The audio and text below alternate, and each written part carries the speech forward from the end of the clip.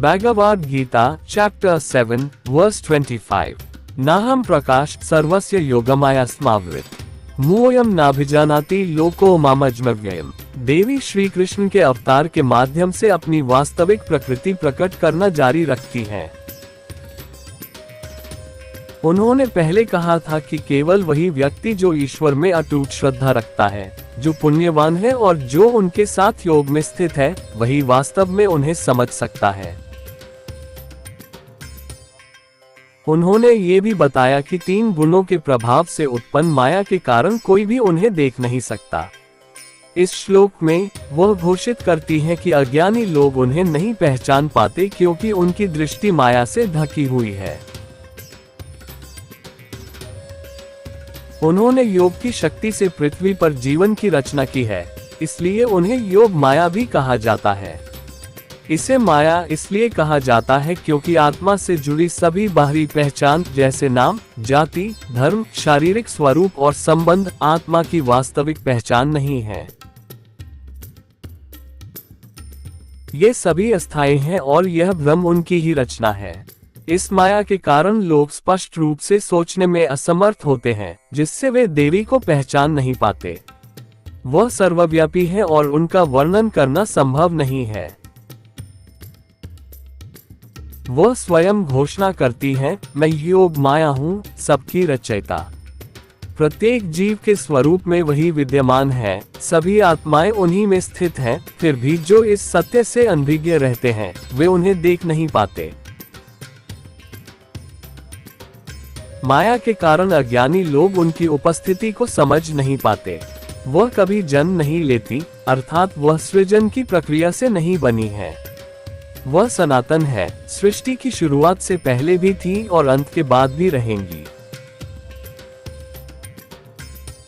वह अपरिवर्तनीय है, जबकि इस संसार की हर वस्तु निरंतर परिवर्तन के अधीन है। ब्रह्म रूप में वह परम दिव्य सत्ता है, जो किसी भी परिवर्तन से परे है। जिसे कोई जानता ही नहीं, उसे देख पाना संभव नहीं है। अज्ञानी लोग जो ईश्वर के वास्तविक स्वरूप से अनजान हैं, वे उनकी उपस्थिति को देख या अनुभव नहीं कर सकते। English translation. Bhagavad Gita, chapter 7, verse 25। नाहम प्रकाश सर्वस्य योगमाया स्मावृत मुओयम नाभिजानाति लोको मामजमव्ययम्. The goddess, through the avatar of Sri Krishna, continues to reveal her true nature. She previously stated that only those with unwavering faith in God, who are virtuous and in union with her, can truly understand her. She also explained that due to the illusion created by the influence of the 3 gunas, no one can perceive her.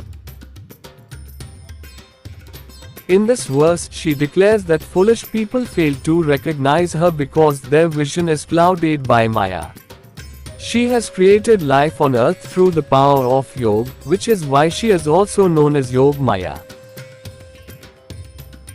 It is called Maya because all external identities attached to the soul, such as name, race, religion, physical appearance, and relationships, are not the soul's true identity. These attributes are impermanent, and this illusion is her creation.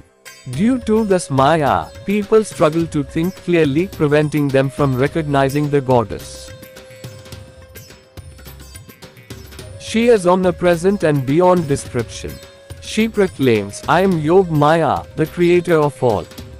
As the embodiment of every living being, all souls exist within her, yet those who remain ignorant of this truth cannot perceive her.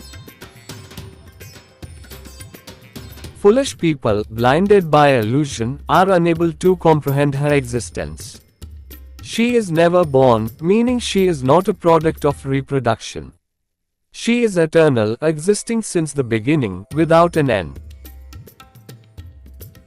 She is unchanging, unlike everything else in existence, which undergoes constant transformation. As Brahma, the supreme divine, she remains beyond change. One cannot perceive what one does not know. Foolish people, unaware of the true nature of God, remain incapable of seeing or realizing her presence. Bhagavad Gita chapter 7 verse 26। वेदाहम संतीतानि वर्तमानानि चार्जुन भविष्यानि च भूतानि मातु वेद न कश्चन। वह कहती है कि वह भूत, वर्तमान और भविष्य को जानती है। वह त्रिकाट योगी है, अर्थात उनमें समय यात्रा करने की क्षमता है। वह भविष्य में जा सकती है और अतीत में भी लौट सकती है। इसी कारण भगवान को कल्कि भी कहा जाता है, जिसका अर्थ है वह जो बीते हुए कल में भी जा सकता है और आने वाले कल में भी। इसी तरह वह भूत, वर्तमान और भविष्य को जानती है। वह उन सभी को जानती है जो भविष्य में पृथ्वी पर जन्म लेंगे, साथ ही उन लोगों को भी जो अब इस संसार में नहीं है। वह इस धरती पर जन्मे प्रत्येक जीव को जानती है।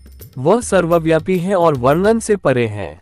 वह सबको जानती है, लेकिन कोई उन्हें नहीं जानता, क्योंकि जिसे हम पहले से नहीं जानते, उसे देखकर भी पहचान नहीं सकते। व्यक्ति वही देख पाता है जिसे वह जानता हो। जो लोग भगवान के वास्तविक स्वरूप से अनजान हैं, वे उन्हें देखने या समझने में असमर्थ रहते हैं। केवल वही जो अटूट श्रद्धा रखते हैं, जो पुण्यात्मा है और जो उनके साथ योग में स्थित है, वास्तव में उन्हें समझ सकते हैं। उन्होंने ये भी समझाया कि 3 गुणों के प्रभाव से उत्पन्न माया के कारण कोई भी उन्हें देख नहीं सकता। इसका एक और अर्थ ये भी है कि कोई उन्हें नहीं जान सकता, जैसे कोई नारी को पूरी तरह नहीं समझ सकता।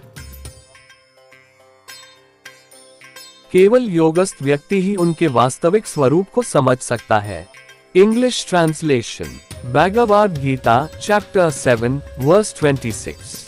वेदाहम संतीतानि वर्तमानानि चार्जुन भविष्यानि च भूतानि मातु वेद न कश्चन। She says she knows the past, present, and future. She is Trikat Yogi, meaning she has the ability to travel through time. She can move into the future and even return to the past. This is why God is also called Kalki, a name that signifies the one who can traverse both the past and the future. The one who can step into what is yet to come and what has already passed. That is how she possesses knowledge of the past, present, and future. She is aware of those who will be born on earth in the future, as well as those who have already departed. She knows every living being that has ever taken birth on this planet. She is omnipresent and beyond description.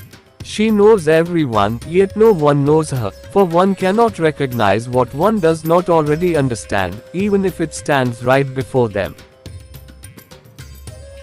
A person cannot perceive what they do not know. Those who lack awareness of the true nature of God remain incapable of seeing or realizing her presence. Only those with unwavering faith, virtue, and deep union with her can truly comprehend her. She explained that the illusion created by the 3 gunas prevents anyone from perceiving her. Another meaning of this is that no one truly knows her, just as no one can ever fully understand a woman. Only a yogist person can grasp her true form. Bhagavad Gita, chapter 7, verse 27. इच्छाद्वेषस्मुत्थेन द्वन्द्वमोहेन Bharat सर्वभूतानि सम्मोहम सर्गे यान्ति परन्तप। जन्म के समय प्रत्येक आत्मा देवी के साथ अद्वैत की अवस्था में होती है, क्योंकि दोनों में समान दिव्य गुण और पवित्रता होती है। लेकिन जैसे जैसे मनुष्य बड़ा होता है, इच्छाएं और घृणा आत्मा और देवी के बीच एक अलगाव उत्पन्न करने लगती हैं, जिससे द्वैत की स्थिति उत्पन्न होती है। अहंकार के उदय से 6 आंतरिक शत्रु प्रकट होते हैं, जो व्यक्ति पर हावी होने लगते हैं। इनके प्रभाव में आकर व्यक्ति अंधा हो जाता है और वास्तविकता को वैसे नहीं देख पाता जैसी वह वास्तव में है। यह अंधापन माया कहलाता है, जो व्यक्ति की इच्छाओं के दृष्टिकोण से सब कुछ देखने के कारण उत्पन्न होने वाला भ्रम है। योगस्थ वह होता है जो योग की स्थिति में स्थित होता है।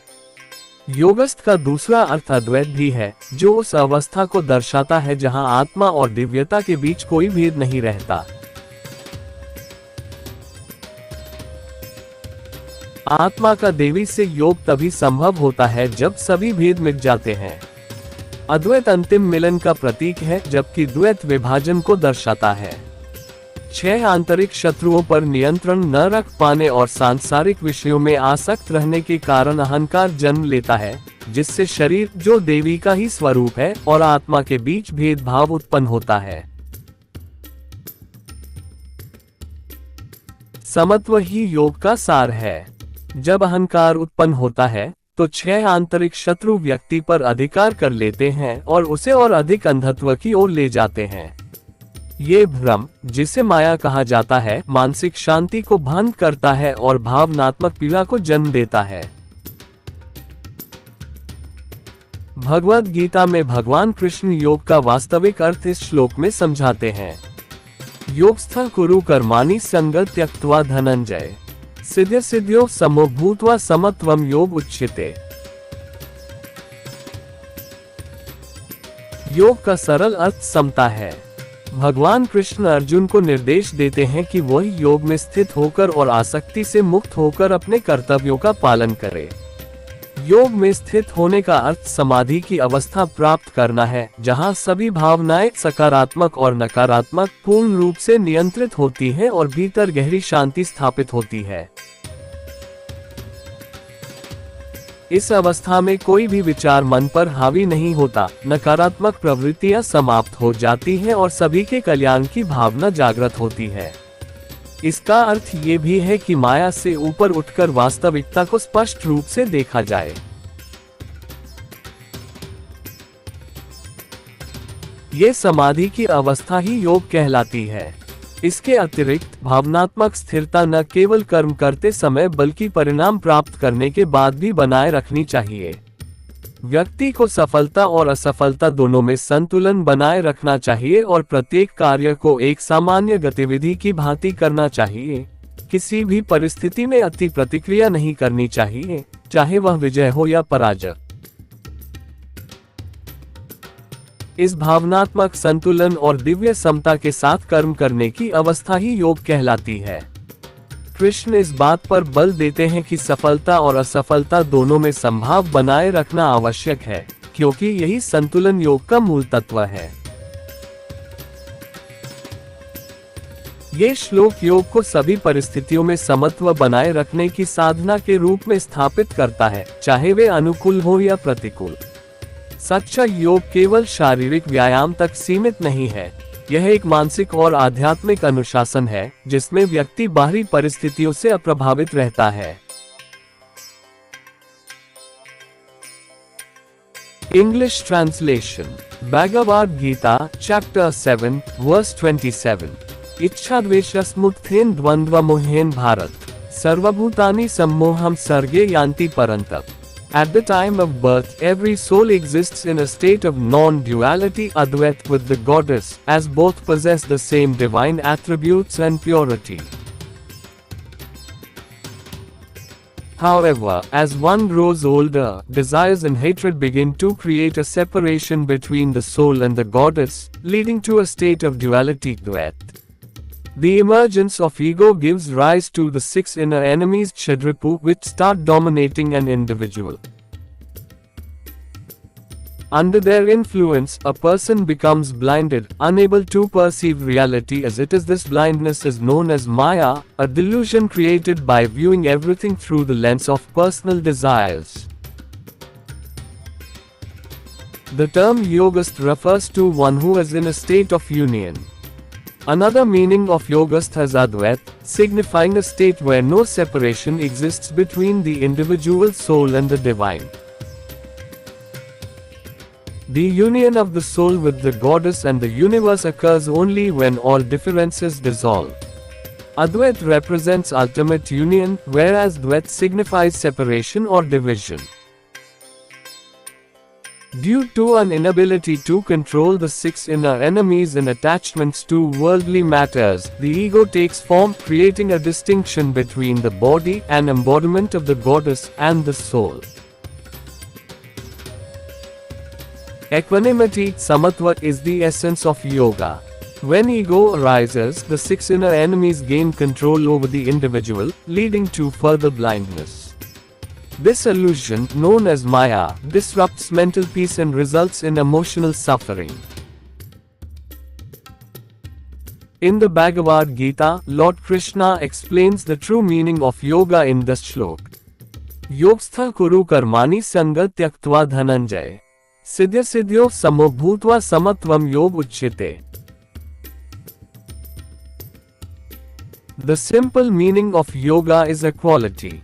Lord Krishna instructs Arjuna to perform his duties with steadfastness in yoga and freedom from attachment.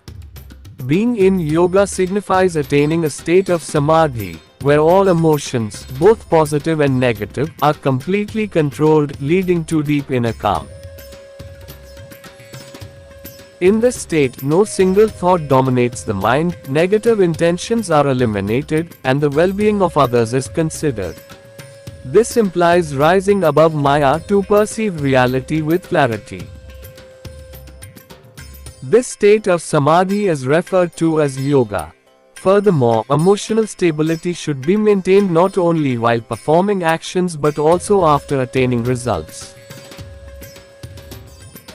One must uphold balance in both success and failure, approaching all tasks with the same composure as routine activities, without overreacting to any situation, whether victory or defeat. This equilibrium of emotions and working with divine equanimity defines the state of yoga. Krishna emphasizes the importance of remaining equanimous in both success and failure, as this state of balance is the essence of yoga. This verse establishes yoga as the practice of maintaining equanimity, samatva, in all situations, whether favorable or unfavorable. True yoga extends beyond physical exercise, it is a mental and spiritual discipline where one remains unaffected by external circumstances.